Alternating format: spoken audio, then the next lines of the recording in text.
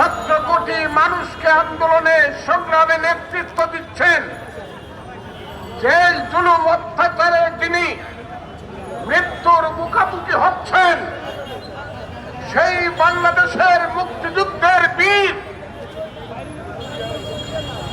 প্রখ্যাত জননেতা মির্জা ফখরুল ইসলাম আলমগীর, বীর মুক্তিযোদ্ধা বৃন্দ, আমার সংগ্রামী ভাই ও বোনেরা, নতুন প্রজন্মের আমার সন্তানেরা, স্বাধীনতার উষা লগ্নে আমি আপনাদেরকে রক্তিম শুভেচ্ছা জানাই। একদিন যুদ্ধ করেছিলাম, মাকে কাঁদিয়ে বাবাকে কাঁদিয়ে মেঘালয়ের পাহাড়ে গিয়েছিলাম। এখান থেকে 2500 কিলোমিটার দূরে দেরাদুনে ট্রেনিং দিয়েছিলাম। ট্রেনিং এর আগে এবং পরে বাংকারে থেকে থেকে যুদ্ধ করেছিলাম। স্লোগান দিলে বক্তৃতা শুনতে পারবেন না, আগে বক্তৃতা শুনেন পরে স্লোগান দেন। স্লোগান দিলে বক্তৃতা শুনতে পারবেন না, বসে যাব। বাংকারে থেকে থেকে যুদ্ধ করেছিলাম। স্বপ্নে দেখেছিলাম দেশ যদি স্বাধীন হয়ে পাঞ্জাবে চলে যাবে, বাংলার পূর্বাকাশে ঝলমল করে স্বাধীনতার রক্তিম সূর্য উঠবে, সেই দেশে গণতন্ত্র হবে, মানুষের পেটের ভাত পরনের কাপড় হবে, শিক্ষা শেষে গরিব মানুষের সন্তানের চাকরি হবে, বাংলার কৃষক শ্রমিক মেহনতি মানুষ সুখে শান্তিতে থাকবে, মাথা উঁচু করে বাংলার মানুষ সারা পৃথিবীতে দাঁড়াবে। আর সেই জন্য একদিন মাথা উঁচু করে গান গেয়েছিলাম, আমার সোনার বাংলা আমি তোমায় ভালোবাসি। সেই বাংলাদেশ ধ্বংস হয়ে গেছে, সেই বাংলাদেশের স্বপ্ন ধ্বংস হয়ে গেছে।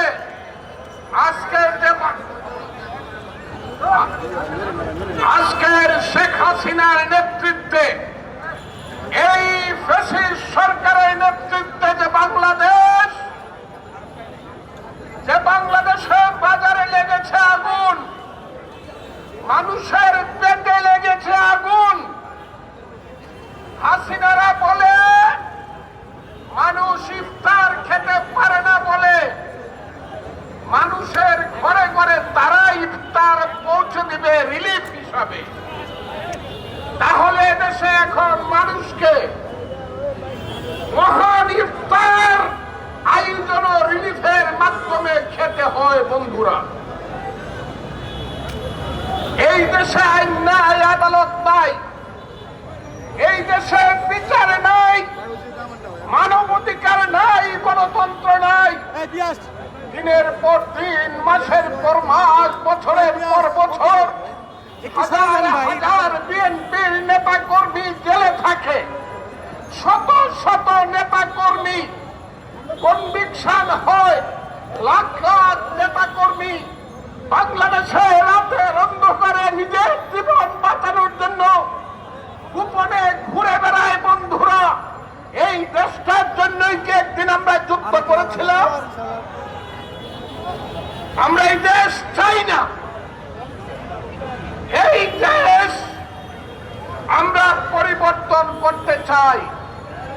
একদিন আমরা বাঙালিরা, বাংলাদেশের মানুষেরা, আমাদের পূর্বপুরুষরা শত শত বছর যাবৎ যুদ্ধ করেছিল। তিতুমির হাজী শরীয়তুল্লাহ ফাঁসির মঞ্চে গিয়েছিল বাংলার সন্তানেরা। বন্ধুরা এবং ভাইয়েরা আমার, বীর সাহেবদের অত্যাচারে কেঁদে কেঁদে একদিন আমাদের মায়েরা বোনেরা বলতো, ছেলে ঘুমালো, তারা জোরালো, পর গেল দেশে, বুলবুলিতে ধান খেয়েছে, খাজনা দিব কিসে, কান ফুরালো, পান ফুরালো, খাজনার উপায় কি? আর কটা দিন সবুর করে রসুন বুনেছি। আমাদের পূর্বপুরুষের পথ ধরে একদিন যুদ্ধ করেছিলাম। জিয়াউর রহমান সেই স্বাধীনতার ঘোষণা দিয়েছিলেন, সেই স্বাধীনতার ঘোষণা শুনে বাংলাদেশের মানুষ উজ্জীবিত হয়েছিল। 9 মাস যুদ্ধের মধ্য দিয়ে আমরা একটা দেশ স্বাধীন করেছিলাম। সেই দেশে আজকে বাংলাদেশের সবচেয়ে জনপ্রিয় জননেত্রী বাংলাদেশের দেশ নেত্রী বেগম খালেদা জিয়া জেলখানায় থাকে। আমরা মানি না, আমরা খালেদা জিয়াকে মুক্ত করতে চাই, আমরা তারেক রহমানকে দেশে ফিরিয়ে আনতে চাই। আজকের স্বাধীনতা দিবসের মধ্য দিয়ে আমাদের মুক্তিযোদ্ধাদের এই হোক শপথ, আমরা গণতন্ত্র উদ্ধার করব। আমরা মানুষের পেটের ভাত পরনের কাপড়ের সংগ্রামে অবতীর্ণ হব। আমরা এই দেশকে একটা সাম্প্রদায়িক দেশ হিসাবে গড়ে তুলব। আমরা চাই এই দেশ কোন দেশের আধিপত্যবাদের কবলে পড়ে পরাধীন না হয়ে যায়। বন্ধুরা, যারা আজকে বাংলাদেশকে পরাধীন করার চেষ্টা করছে তাদেরকে বাংলার মানুষ অভিশাপ দিচ্ছে। যুদ্ধ হবে তাদের বিরুদ্ধে, দ্বিতীয় মুক্তিযুদ্ধ হবে। বন্ধুরা, অসত্যের কাছে অবনত নাহি হবে শির, ভয়ে কাঁপে কাপুরুষ, লড়ে যায় বীর। খুদা হাফেজ, আসসালামু আলাইকুম। বিসমিল্লাহির রহমানির রহিম।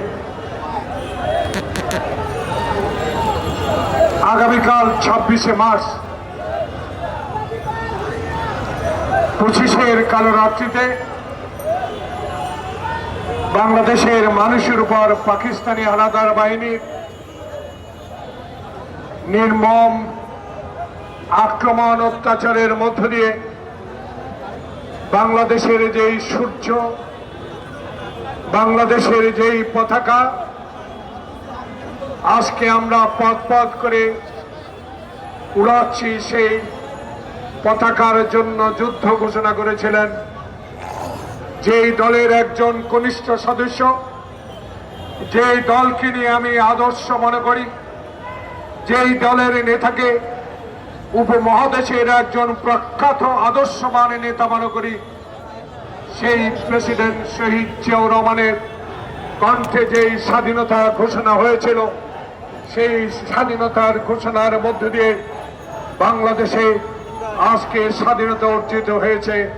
সেই মহান স্বাধীনতার ঘোষক শহীদ প্রেসিডেন্ট জিয়াউর রহমান কারাবন্দী দেশ নেত্রী, আপসীন নেত্রী, যিনি বাংলাদেশের প্রথম নারী যোদ্ধা, যেই নেত্রী আপসীন উপাধি লাভ করে বাংলাদেশের গণতন্ত্র প্রতিষ্ঠা করেছিলেন, সেই প্রিয় নেত্রী দেশ নেত্রী বেগম খালেদা জিয়া। এবং আমাদের দেশ থেকে 6 ঘন্টা ব্যবধানে যিনি বাংলাদেশের 6000 মাইল দূর থেকে যিনি বাংলাদেশের এই নিপীড়িত সরকারের বিরুদ্ধে আন্দোলন করে যাচ্ছেন, সেই শহীদ প্রেসিডেন্ট জিয়াউর রহমান দেশ নেত্রী বেগম খালেদা জিয়ার জ্যেষ্ঠ সন্তান তারেক রহমানের জন্য আজকে এখানে দাঁড়িয়ে মুক্তিযোদ্ধাদের সামনে সশব্দ শ্রদ্ধা জানিয়ে আমি কয়েক মিনিটের মধ্যে আমার বক্তব্য শেষ করতে চাই। প্রিয় ভাইরা, আমাদের আজকে প্রধান অতিথি, একটু নজর দিয়ে দেখুন, তার দিকে লক্ষ্য করে দেখুন মানুষটার অবস্থা কি। যে লোকটিকে 3 মাস কারাগারে রেখে তাকে মৃত্যুর দিকে ঠেলে দিয়েছেন, আজকে সেই সরকার আপনি বলেন মানবিক সরকার, সেই সরকার বলেন আপনি গণতন্ত্রের মানুষ সরকার, সেই সরকার বলেন আপনি সংবিধানের সরকার। আমি বিশ্বাস করতে চাই না। আমি বিশ্বাস করতে চাই স্বাধীনতার সপক্ষের লোক, স্বাধীনতার সপক্ষের যুদ্ধের শক্তি হলো আমার সামনে বসা আমার প্রিয় ভাই মুক্তিযোদ্ধা। প্রিয় ভাইরা, আজকের এই সভাপতি সঞ্চালক সাদেক খান, প্রধান অতিথি এবং আজকের সভার সভাপতি, সবাইকে আন্তরিক শ্রদ্ধা জানিয়ে শুধু একটি কথা বলতে চাই, দিল্লির শাসন গ্রহণ করার জন্য পাকিস্তানের শাসন ছিন্ন করে নাই। যারা ওবায়দুল কাদের সাহেব নির্বাচনের আগে আপনাকে বলতো, আজকে সেই কথা আমি উল্লেখ করতে চাই। আপনি বলতেন তলে তলে আপনার ব্যথা মানুষ বলতো, এখন আপনার গায়ে জ্বালা, যেহেতু ভারতীয় পণ্য বর্জন করার কথা বলার জন্য আপনার গায়ে জ্বালা শুরু হয়েছে। আজকে এই কারণে যেই ভারত আমাকে ন্যায্য হিস্সা দিবে না, যেই ভারতের এই সরকার মানুষ মারবে প্রতিদিন গুলি করে, যেই সরকার ফেরানকে গুলি করে তার কাছে ঝুলিয়ে রাখবে, সেই সরকারের আনুগত্য বাংলাদেশের জনগণ কোনোদিনও রক্ষা করতে পারে না, করবে না। স্বেচ্ছার সৈনিক হিসাবে বাংলাদেশের স্বাধীনতা অর্জন করেছি আমরা। এই 73, 74, 75, 76, 77 বছরে বয়সেও আজকে রাকিব, মুন্না, আজকে আপনাদেরকে আমরা কথা দিয়ে যাচ্ছি, আমাদের বয়স হোক আপনাদের সাথে হাত মিলিয়ে এই স্বৈরাচার সরকারের বিরুদ্ধে লড়াই করে যাব ইনশাল্লাহ। এই লড়াইয়ে আমাদেরকে পরাজিত করতে পারবে না। প্রিয় ভাইরা, আজকে তাদের নির্যাতনে পুড়ে পুড়ে ছাই হয়ে গেল। আজকে তাদের অত্যাচারে আমার নেতা কর্মীরা জীবন বিসর্জন দিচ্ছে। ইনশাল্লাহ আশার আলোর বৃষ্টি বাংলাদেশে আসবে। সেই বৃষ্টিতে ভিজে বাংলাদেশে খালেদা জিয়া, তারেক রহমানের শাসন কায়েম করব। সবাইকে ধন্যবাদ। আসসালামু আলাইকুম। আমাদের এই শোধ হবে। বাংলাদেশের আপামর দেশপ্রেমিক মানুষ আগামী দিনে ভারতের এই তাবেদার সরকারের বিরুদ্ধে একটি গণঅভ্যুত্থানের মধ্য দিয়ে বাংলাদেশের সবচেয়ে জনপ্রিয় নেত্রী দেশনেত্রী খালেদা জিয়াকে মুক্ত করবে, তারুণ্যের অহংকার তারেক রহমানকে দেশে ফিরিয়ে আনবে। এবারে বক্তব্য রাখছেন আজকে সবার সম্মানিত সভাপতি, মুক্তিযোদ্ধাদের অহংকার, জেড ফোর্সের উপ অধিনায়ক, যার নেতৃত্বে জিয়াউর রহমানের নেতৃত্বে, যার ব্রিগেড সিলেট 14 ডিসেম্বর সিলেটকে মুক্ত করেছিল, আমাদের বিএনপির ভাইস চেয়ারম্যান, আমাদের সকলের শ্রদ্ধেয় সদ্য কারামুক্ত নেতা মেজর হাফিজউদ্দিন আহমেদ বিজিত।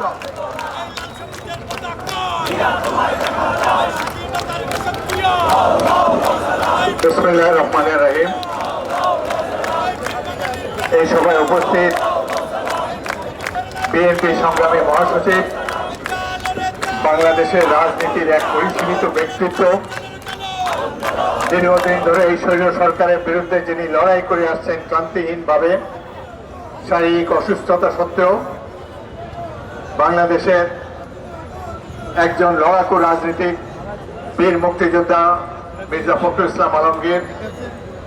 উপস্থিত রয়েছেন মঞ্চে বিশিষ্ট মুক্তিযোদ্ধা বৃন্দ। আমি আর নাম নিয়ে সময় নষ্ট করতে চাই না। সম্মানিত চেয়ারম্যানের উপদেষ্টা বৃন্দ, যুব দল, ছাত্র দল, বিভিন্ন অঙ্গ সংগঠনের নেতৃবৃন্দ, মহিলা দলের নেতৃবৃন্দ, প্রিয় ভাই বোনেরা, উপস্থিত মুক্তিযোদ্ধা বৃন্দ, আসসালামু আলাইকুম। আমি শারীরিকভাবে একটু অসুস্থ, 5 মিনিটের মধ্যে আমার বক্তব্য শেষ করব। কোথার থেকে শুরু করব বুঝতে পারছি না। আমার সামনে যারা উপস্থিত রয়েছেন, লাল টুপি পরা, পক্ষ কেশ, সাদা চুল, সাদা দাড়ি, এদেরকে দেখলে কেউ কল্পনাও করতে পারবেন না যে 52 বছর আগে তারা কি দুঃসাহসী তরুণ ছিলেন, কিভাবে পাক বাহিনীর বিরুদ্ধে জীবন পণ করে সংগ্রামে অবতীর্ণ হয়েছেন এবং স্বাধীনতা ছিনিয়ে এনেছেন। আজকে তারা বয়সের ভারে নুগ্ধ, কিন্তু তাদের স্পিরিট দেখেন।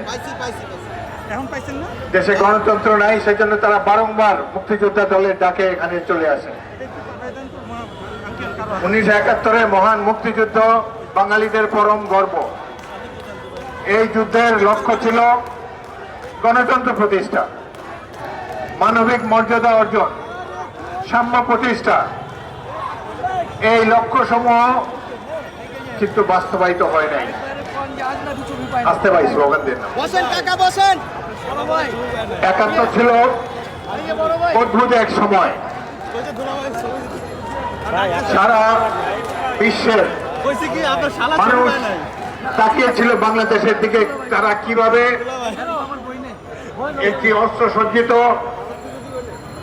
হারমাদ বাহিনীর বিরুদ্ধে প্রতিরোধ সংগ্রামে অবতীর্ণ হয়। 71 সালে আমি যশোর ক্যান্টনমেন্টে তরুণ একজন অফিসার হিসাবে কর্মরত ছিলাম।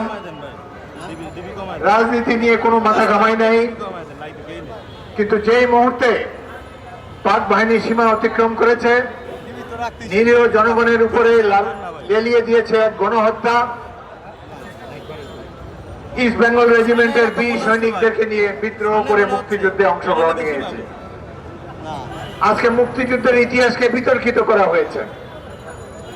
মুক্তিযুদ্ধ চেতনা উন্মেষ ঘটেছিল ভাষা আন্দোলনের মাধ্যমে। তারপর সামরিক শাসনের বিরুদ্ধে ঢাকা বিশ্ববিদ্যালয় এবং সারা বাংলাদেশের ছাত্রদের বিরচিত সংগ্রামের পর 1971 সালে মহান মুক্তিযুদ্ধের সময় এই স্বাধীনতা পূর্ণতা পায়। বিভিন্ন পেশার মানুষ এতে অংশগ্রহণ করেছিল। রাজনীতিকরা ছিল, ছাত্র, যুবক, মেহনতি মানুষ, শ্রমিক, সকলেরই অংশগ্রহণ ছিল। কিন্তু স্বাধীনতার